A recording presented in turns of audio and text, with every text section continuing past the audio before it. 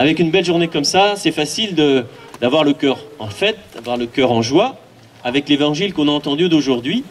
Les enfants, vous avez bien écouté. Aimez-vous les uns les autres, Jésus nous dit, comme je vous ai aimé. Alors pendant que vous, tout à l'heure, les enfants, vous étiez de votre côté, à préparer le patchwork, à faire, j'ai vu un fil qui partait de l'araignée, qui est Rebecca, elle est parmi nous aussi, elle est là, Rebecca. Elle tisse des liens aussi dans sa toile, c'est ça? Tous ces liens qui nous renient les uns avec les autres, quand on est sympa avec les uns les autres, quand on est gentil, quand on essaye de pardonner. Voilà, on fait ce que nous a dit Jésus. Alors vous avez réfléchi entre vous, et puis il y a les parents aussi, vos parents, qui ont pris une bonne heure pour aussi réfléchir, partager un peu là, autour de cette parole de Dieu. Alors les enfants, vous avez remarqué, on a parlé beaucoup d'amour dans cet évangile. Alors je vais vous raconter une histoire. C'est Jean qui a écrit cet évangile. Jean, à la fin de sa vie, il était un vieux monsieur, et puis voilà, alors tout le monde, il était très connu. C'est une histoire, hein, c'est pas forcément vrai, voilà, une légende. Et puis donc, il était très vieux, il y avait 4 personnes qui le portaient, et puis il arrive dans une grande place, un peu comme aujourd'hui, et puis tout le monde attendait la parole de Jean. Ah, qu'est-ce qu'il va dire? Donc il s'assoit, enfin il est assis, il lève le doigt, et puis il dit « Aimez-vous les uns les autres ». Hop, et il repart. Alors les gens se disent, c'est quand même un petit peu court. Mais ils ne connaissaient pas, ils se sont dit, tiens, peut-être que demain, comme il devait rester là quelques jours, il va peut-être développer un peu plus. En dire un petit peu plus. Alors le lendemain, Jean, il arrive, voilà, et il dit, aimez-vous les uns les autres. Et il repart.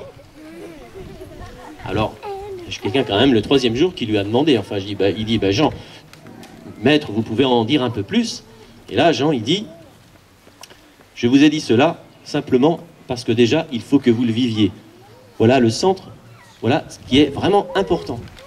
Alors Jean, il pourrait nous dire ça aussi ce matin, ou cet après-midi plutôt. C'était mon homélie de ce matin. Il pourrait vous dire ça aussi cet après-midi. Aimez-vous les uns les autres. Ça paraît complètement fou, cette histoire-là. Jésus, alors, il serait un doux rêveur. Il serait quelqu'un qui n'a absolument pas compris nos relations humaines.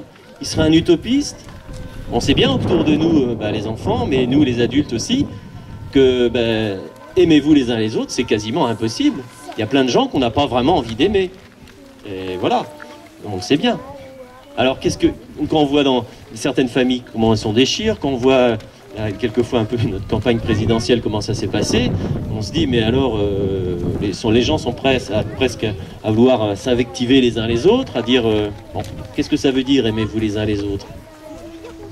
Ça veut dire, est-ce que dans l'église c'est une société quelque part où il n'y aurait pas de conflit, où tout va bien? Non, c'est aussi difficile. Alors Jésus, il nous raconte des histoires ou quoi? Le problème, c'est qu'en français, on a un seul mot pour dire je t'aime. On peut dire j'aime la confiture et j'aime ma grand-mère. Voilà. En anglais, on a déjà I like, I love, ça permet de séparer déjà un peu les choses. En grec, il y a 3 mots pour dire j'aime. Eros, philia et agapé. Eros, un amour de tendresse physique. Philia, un amour de liens familiaux, de liens de sang.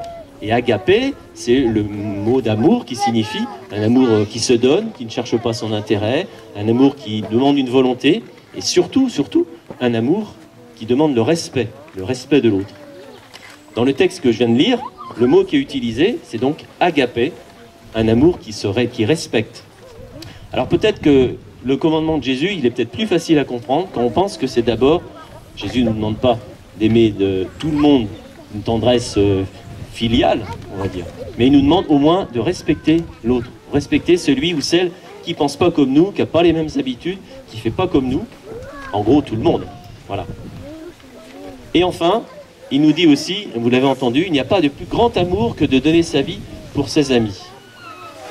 Jésus nous demande simplement que les autres, qu'on ne soit pas toujours à penser à soi, mais qu'il faudrait que les autres aient une petite place, mais une plus grande dans nos vies. Aimez-vous les uns les autres comme je vous ai aimé, qui pourrait se retraduire par respectez-vous les uns les autres, car l'un et l'autre vous êtes autant aimés de Dieu que moi. Voilà, merci à tous ceux qui ont intervenu aussi tout de suite pour dire aussi ce que vous avez partagé. Je crois que c'est important.